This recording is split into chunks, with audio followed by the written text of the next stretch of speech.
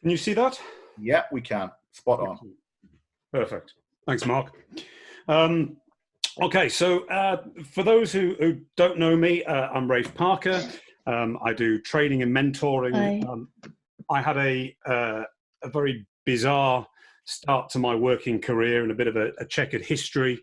I was a nightclub DJ, then I was a radio presenter, and all of that was self-employed, and so I started to get an idea about how business works, and then I spotted a gap in the market, so I created a company that supplied a hire service of entertainment equipment into nightclubs, which was just an excuse to carry on going into nightclubs into my 30s, really.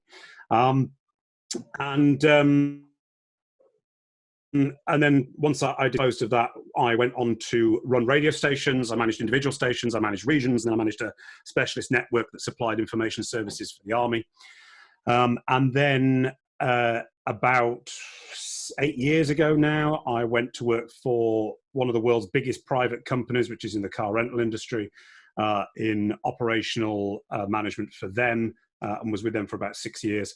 And then I set up doing what I do now.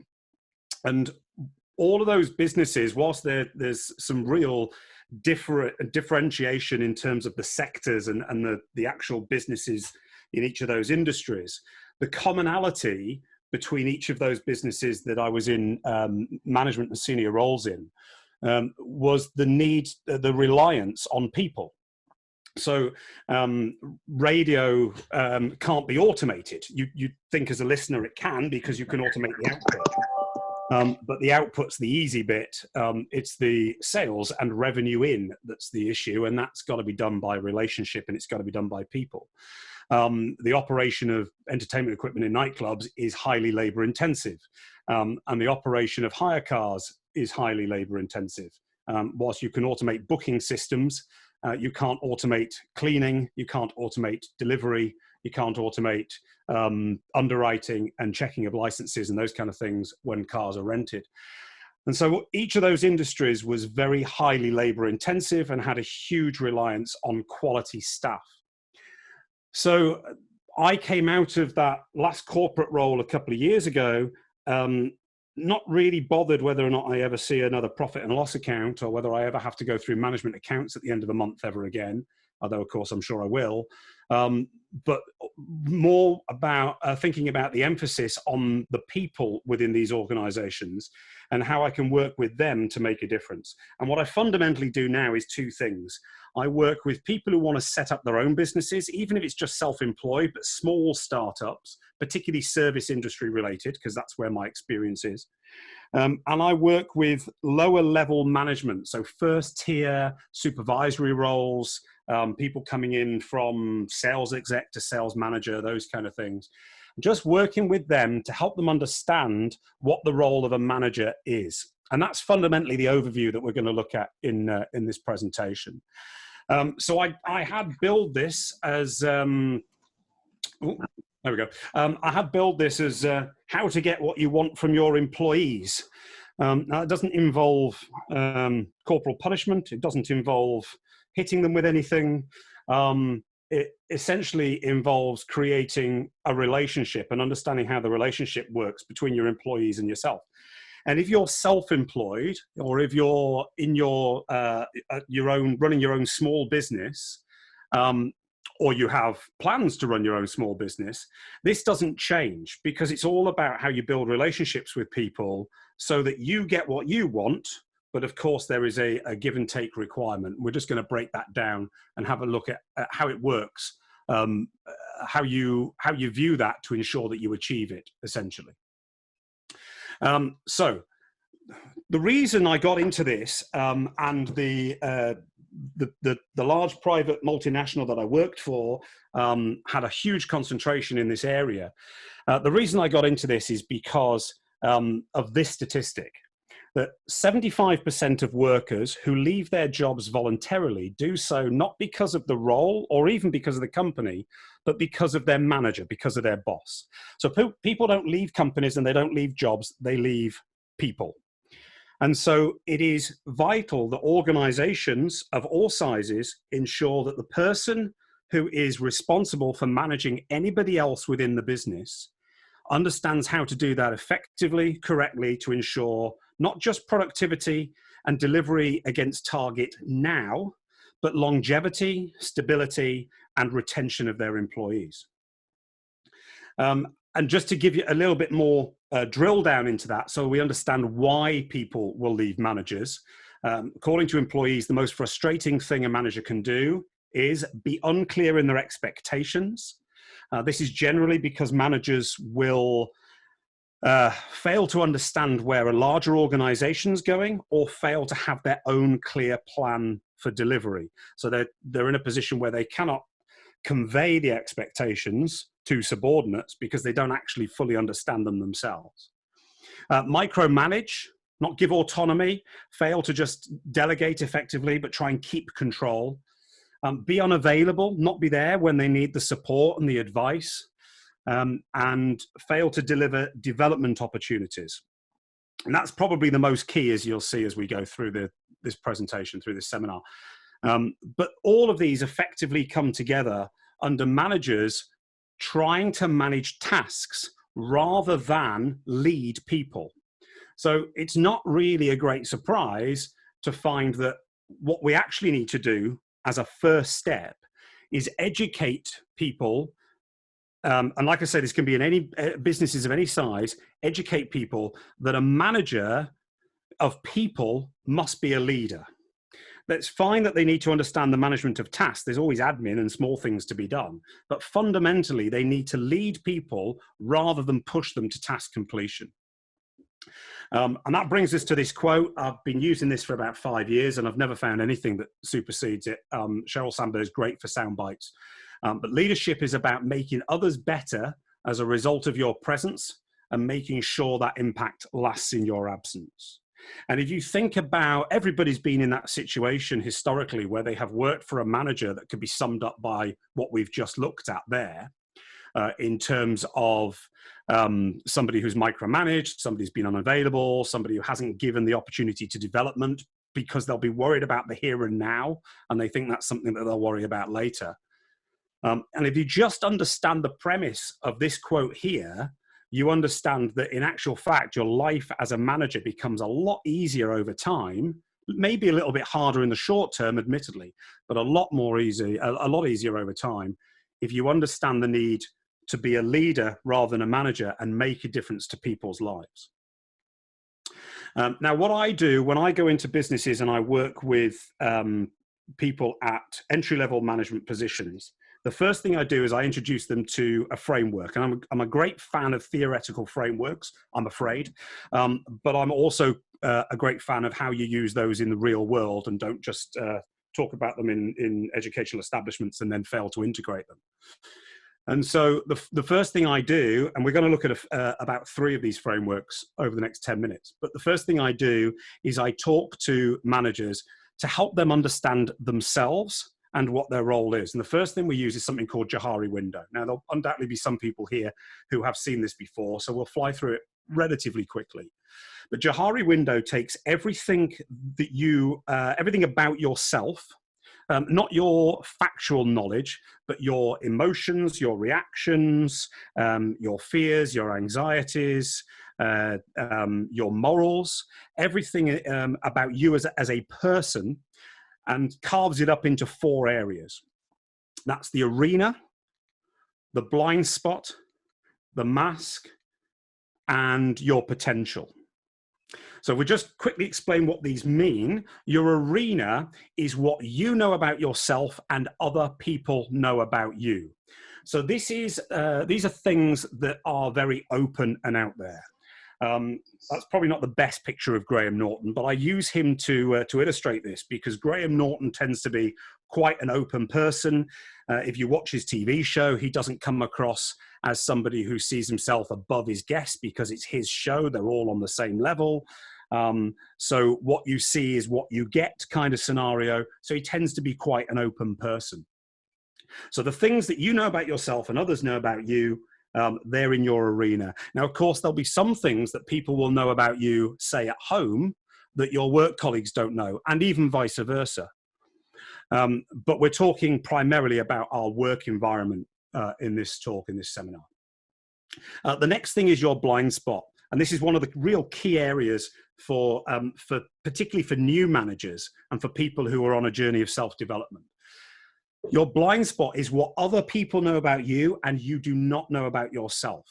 And this is quite important because as a manager and a leader within any organization, whether it's your business or whether you're working for somebody else, you will have an idea of how you want to be perceived.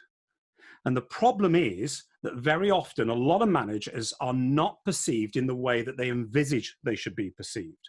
And if we take the David Brent scenario as a classic example for those who've seen The Office, how he thinks he's viewed and how he feels his relationship is with his staff is a far cry from the reality. Now, of course, he's an extreme circumstance as a comedy character. But everyone will have been in work environments where you see that a manager who thinks they are, I don't know, the friend of everybody and the drinking buddy, but in actual fact, they're considered to be a bit of a prat and a plonker. So it's really important that new managers particularly, I mean, it's great for everyone in any walk of life, but particularly for new managers who are trying to get teams of people to come with them on a journey to perform and create productivity.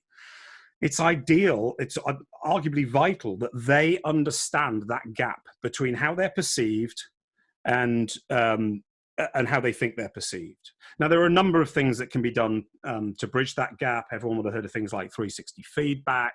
I put a video on LinkedIn last week, if anyone wants to go and look it up, just on a list of words on how you would want to be judged, which kind of attributes you would like to be known by, and whether or not you can honestly say people would say those things about you.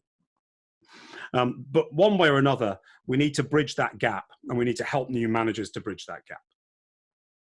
The next box is your mask. These are your generally negative thoughts, fears, anxieties, concerns, worries, because these are the things that you hide from yourself. For those who were on the Northeast Expo seminars yesterday, Alex, who was the first speaker yesterday, was talking about imposter syndrome. He was relating it to blog writing and writing about your knowledgeable area. But you find a lot of people in senior management, particularly CEOs and things like that, who suffer from imposter syndrome, where they have a fear that they are now have been promoted beyond their skill base and their knowledge base. And of course, in most cases, they're doing themselves a disservice. But what you get in the mask area is a lot of build-up of worry, concern, and a lot of negativity, and it's why it's really important that you talk to people, and you, whether it be your family or colleagues or bosses or whoever it might be, anyone who's a sounding board, to ease those pressures. But that's a bit of a side comment. And finally, we have the potential. Now, the potential is our almost second most important box. This is where you have the things that you don't know about yourself and nobody else knows about you because they haven't happened yet. So it's how you take on new challenges, new scenarios, new situations, how you deal with those. And of course, the information, once you are put in these kind of situations, will move into one of the other three boxes. Now, there is potential in everybody. I've worked in businesses where managers will look at somebody, view how they perform, and say, "Oh, they just haven't got it. They don't understand it," and they will manage them out of the business. Now, I fully accept that some people might not be in the correct roles or even in the correct sector at times, but everyone has some level of potential within them to be a level of success at something that they try. And the job of a manager who is understanding the need to be a leader within the business is to deliver opportunities for development. Now, it's up to the individual to seize the opportunities, and we all have to seize our opportunities in life. If you're in a relationship, you're in a job, or you own a business, or you own a house, or you own a car, somewhere along the line, you have possibly created your own opportunities, but definitely seized opportunities that have been placed in front of you. But within the work environment for employees, primarily, they need to be given the opportunities to seize in the first place. It's quite hard for them to create those opportunities if they're not in a management position or they're not in an ownership position of the business. So we need to understand how to develop people.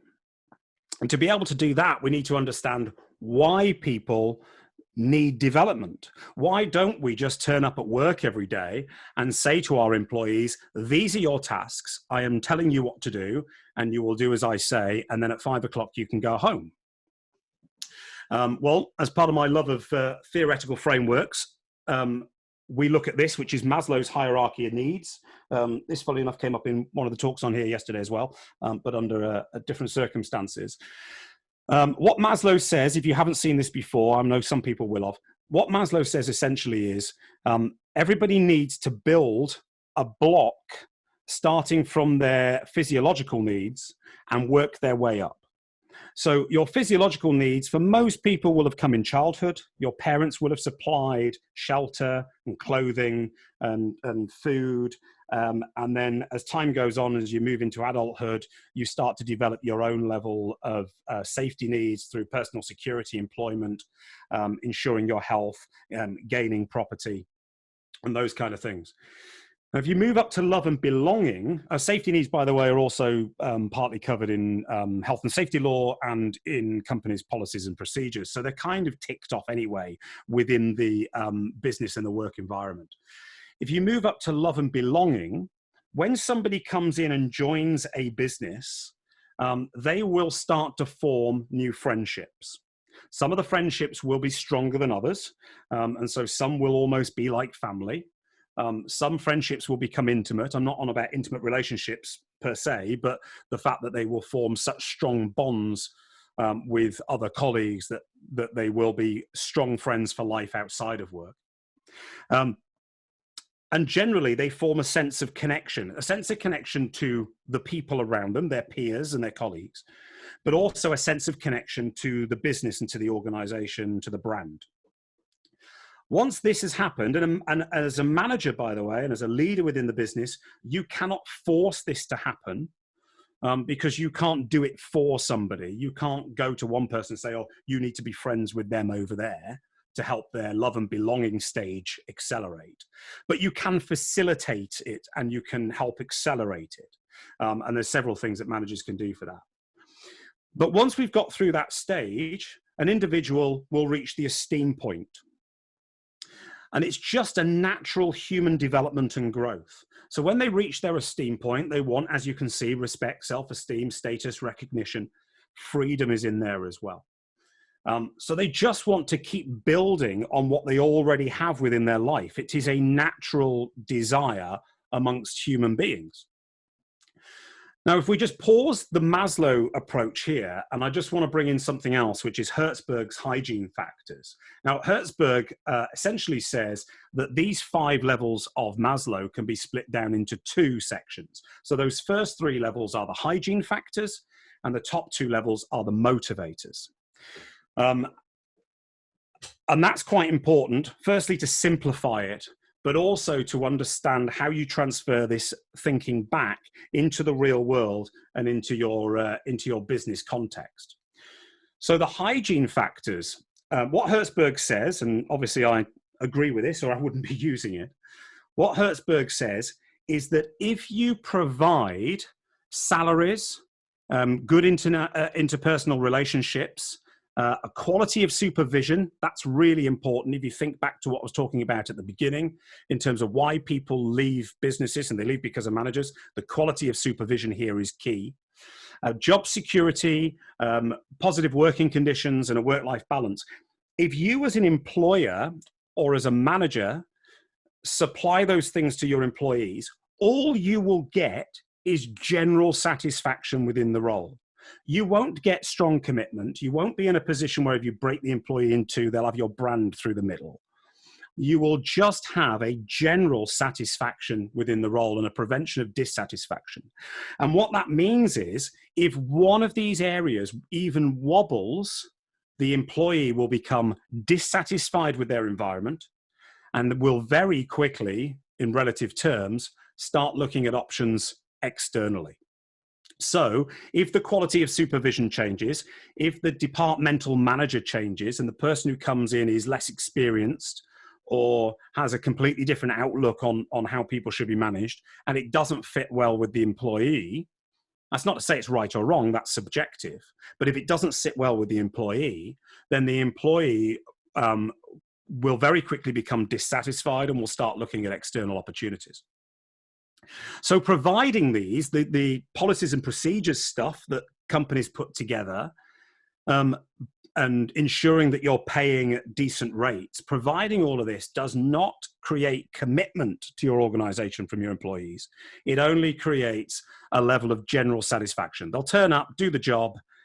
They might do a little bit of extra for free if you say, can you stay back for half an hour tonight? But they're not going to do anything really over and above unless you start giving them those extra development opportunities. However, if we move the employee up into the motivating factors section, and so if you think back to Maslow's hierarchy, where they start to gain recognition and esteem and some level of status, and we can see there they're given challenging and stimulating work and the opportunity for advancement, and that's probably the most key in that box. The opportunity for advancement, that doesn't mean necessarily promotion. That could mean personal advancement and development, an increased skill base and increased knowledge base. If you give these opportunities to employees, then you find that they have high motivation, high satisfaction, and strong commitment to the organization. And then when something wobbles and something doesn't go quite right, they will be on the side of the organization and not against it. And they will feel committed to the organization and therefore committed to any involvement that they can have in solving the problem and coming up with solutions to problems. And it is at this point that employees will do essentially what you want, because what you want as an employer or a manager or a leader within an organization, what you want is for them to be highly productive, perform, and deliver results. And so it is at this stage that that is what they will do. They will be committed and they will be hardworking and they'll put in the effort exactly when it's needed to deliver for the good of the business. So this is where you get this, this give and take scenario. You ensure that you give this environment, that you give an environment, produce an environment where there's an opportunity for advancement and they have recognition and status and a sense of personal achievement from doing that work. And in return, they give you the commitment to the role and to the business. So just to summarize that, try and make it a little bit more, a little simpler to understand. You give skill variety.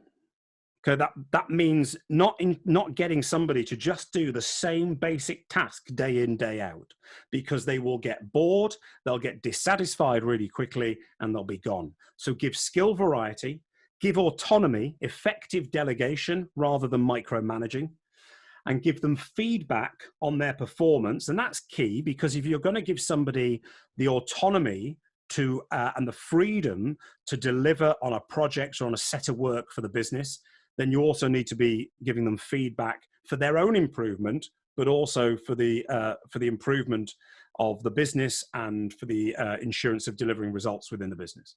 So if you give that, you create a meaningfulness of the role, you create responsibility for outcomes, and you create a knowledge of results, because if you've got to give the feedback, you have to tell the individual what difference they made to the organization. And we've all worked in businesses where we turn up every day, we do a job, we go away, and we have no idea how the business is performing. We have no idea how any of the KPIs are being delivered against targets.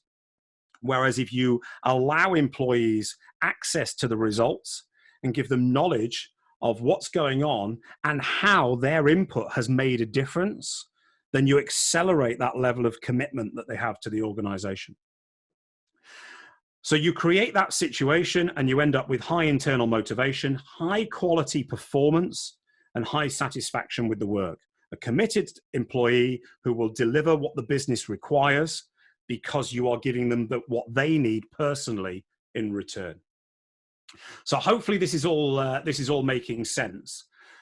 So we have a situation where rather than a manager, a lot of people go, oh, I've been promoted to manager.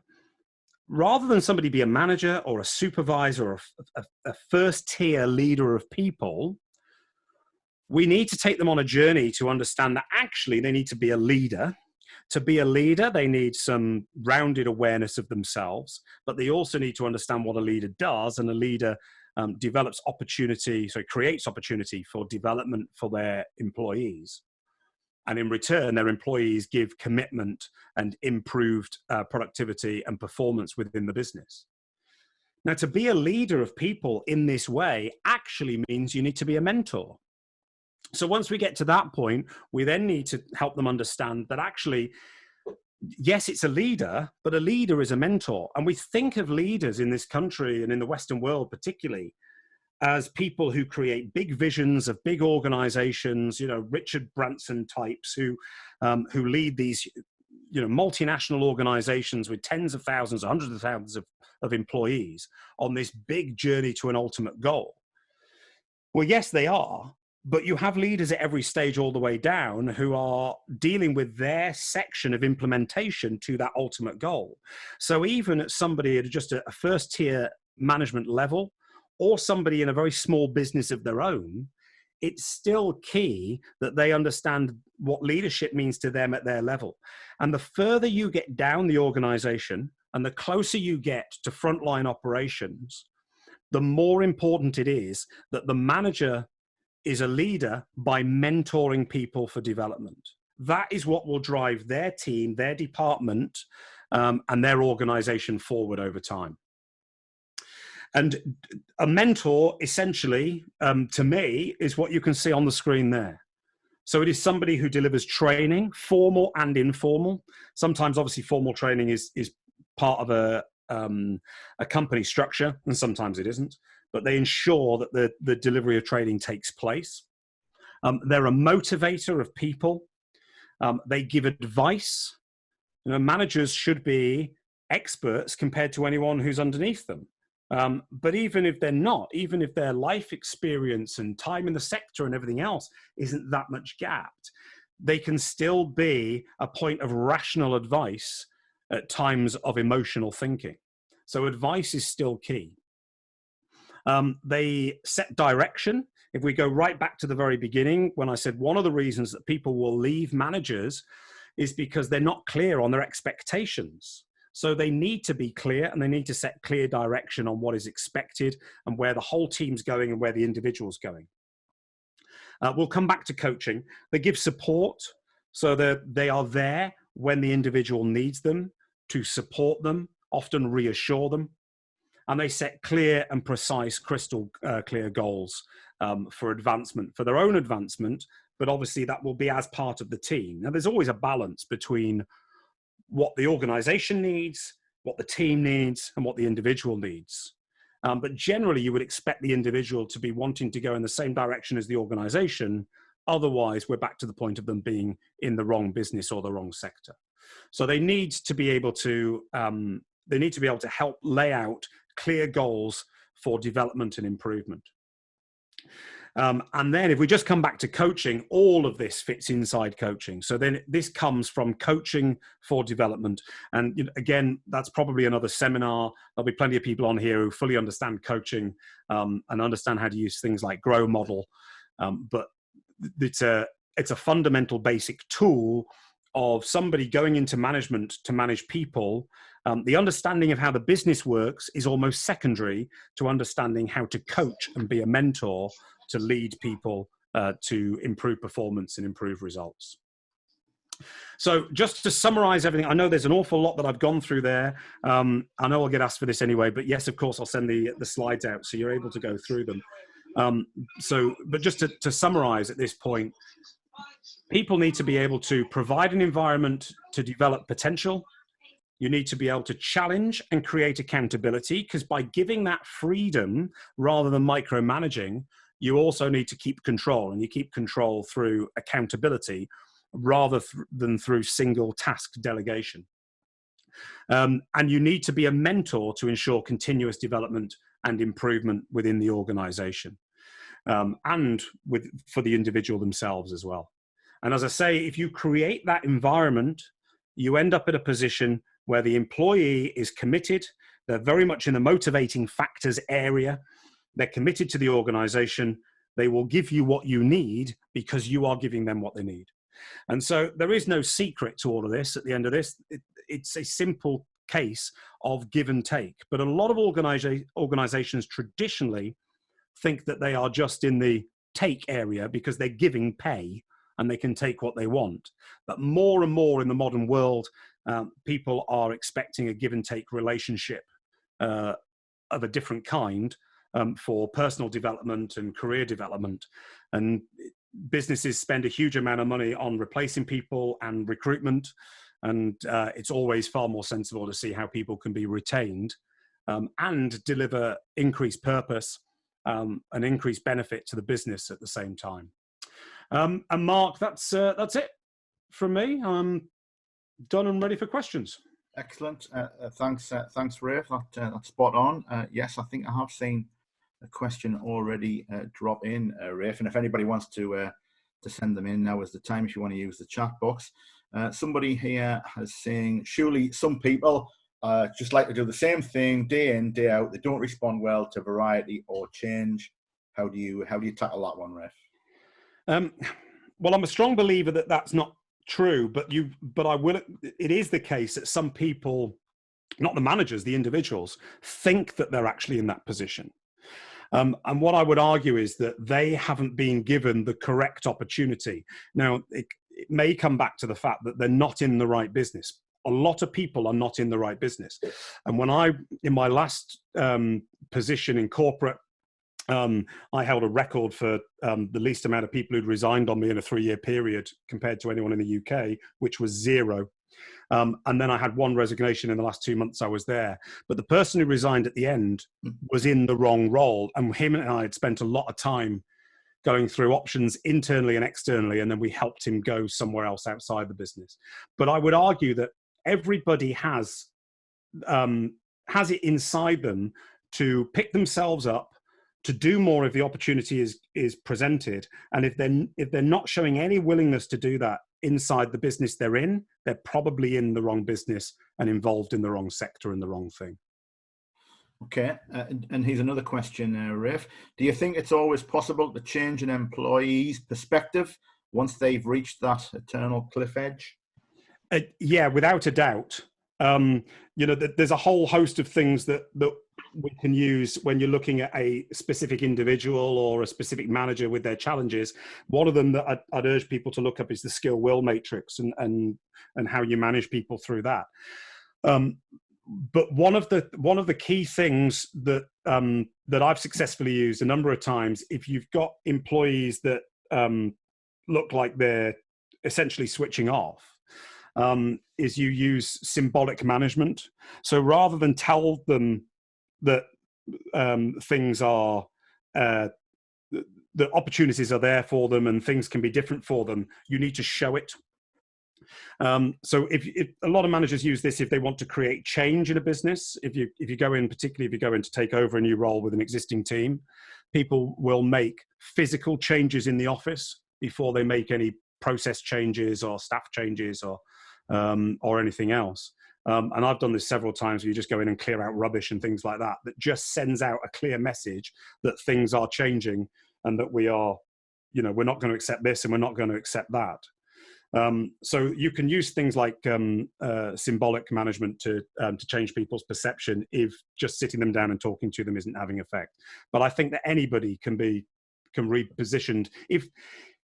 If somebody was engaged at one point within a business previously, there's absolutely no reason why they shouldn't be engaged again in the future. It's probably not a case that they're just in the wrong place. It's probably that they've just had what they perceive as a bad time, and you need to reset the expectation and reset the position. Okay. I've got another couple of questions here. Here's one. What do you think is the best way to make changes in one of the hygiene factors without undermining the motivating factors? Oh, good question.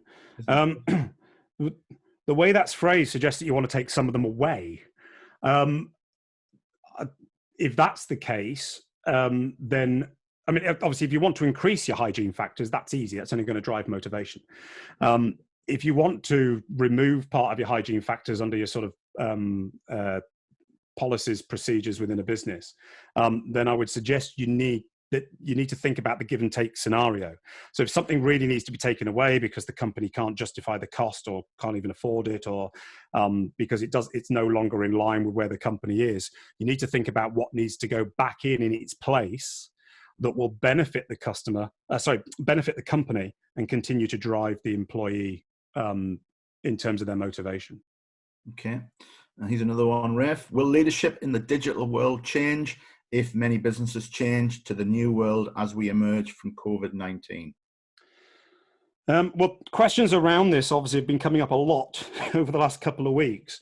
I don't think there'll be a change in the approach to leadership, other than the fact that leadership continues, and has been for about the last decade, but continues to be far more of a almost a craft rather than a position. So if we go back a couple of decades, generally a manager just told people what to do and expected them to do it. And these days you feel as though you are dealing with people's reactions and emotions and those kind of things.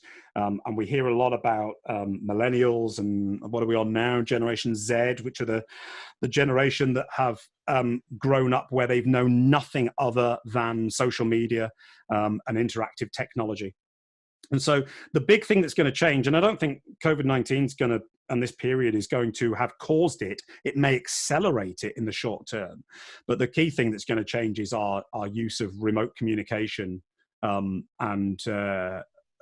using technology more in everyday life, rather than just in ways that involve, big systems, big process improvements. But I don't think it's going to have a fundamental change. People still need to interact with each other.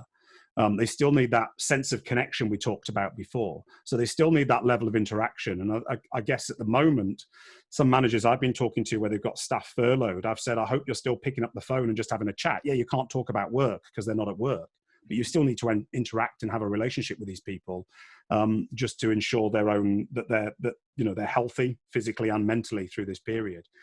And so we're just using technology where we were using face-to-face. I don't think other than that there's going to be any big differences in relation to this topic.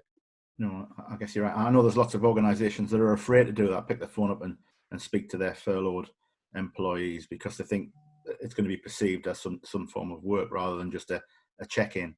Well, the name of the company escapes me, and I apologize, but there's a company based in Teesside who have furloughed a lot of staff, and they are having Zoom calls at, I think it's 8:30 every morning, which is breakfast chat. They don't talk work.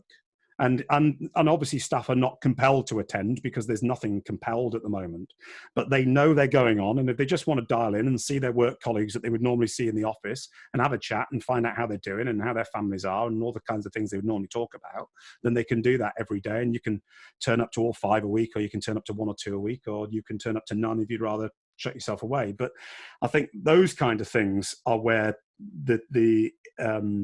the development of technology that we're now using on a much wider scale over recent weeks is coming into play a lot more. Well, Lee's actually saying that his wife's employer has set up a weekly quiz, which is a great way and an ideal method to keep in contact with furloughed employees. Yeah, definitely. Chris has raised a good point here, Rafe. He's saying that he's seen managers who everybody wants to work for because they're a pushover, the soft option. How does an organization prevent that from happening? Well, that comes down to training your managers. I've just had a conversation with someone today about the need of open and honest and tough conversations, funnily enough. One thing, it might be that you've got somebody who's gone into a management role that maybe doesn't suit them. I think everyone can be a leader because everyone can be a mentor. But the ability to to lead in a business environment where you've got a lot of strong personalities is quite challenging. If it's in a bigger organization, which I think that's what you said, then it comes down to the training and support that they've got from their senior management. And if they don't feel as though they're backed by their management, then they're not going to stand up to their employees. That's often what causes a pushover position, because they're worried that their line manager won't support them if somebody goes over their head. So a lot of it comes down to the culture of the business and businesses reassuring their employees that they've got their backs. And I've been in both positions in my career. I remember a customer making a complaint about me a few years ago, and when the complaint went to my boss just rang me and asked me what the F was going on. Didn't ask me for my side of it. And if you've got that kind of situation, then often you're going to have managers that are a little bit more wallflower and pushover. But at the same time, I don't think managers and leaders need to be tough, confrontational people either. It's all about building relationships that have strong levels of respect. Okay. Another question here, Rafe. How much does the recruitment process play a part in this? Quite a lot. Because obviously you want to get the right person into the right position in the first place, and it's one of those ongoing challenges in business that nobody is ever going to find the absolute solution to, because people will lie on CVs and people will tell you what you want to hear in interviews, and there are people like that. And generally, my thinking is, if you look back about 20 years ago, generally people got put on 3-month probations. Tend to find most businesses now put people on 6-month probations, larger organizations. And one of the key reasons for that is that there's a general thinking that it's around 3 to 5 months in when somebody will show their true colors, as it were. So if they are masking the type of person they are, or if they have try to agree with your culture when it doesn't actually fit with them, that's normally where it'll become apparent. So that's why people generally go that far in. The other key thing, I think, for organizations is I find a lot of businesses these days are trying to sell themselves to the potential employee, to the candidate.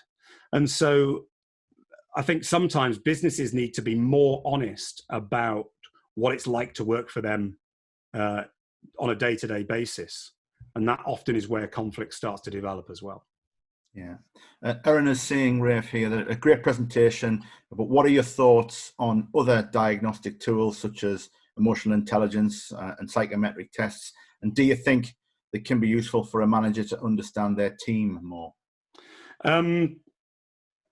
Emotional intelligence, I think, is it's one of the things that I'm still getting my head around, but I think that it can be a really good tool. The problem is these days that you tend to find some organizations get hold of one framework or one tool and then use it to an extreme, and it becomes too much.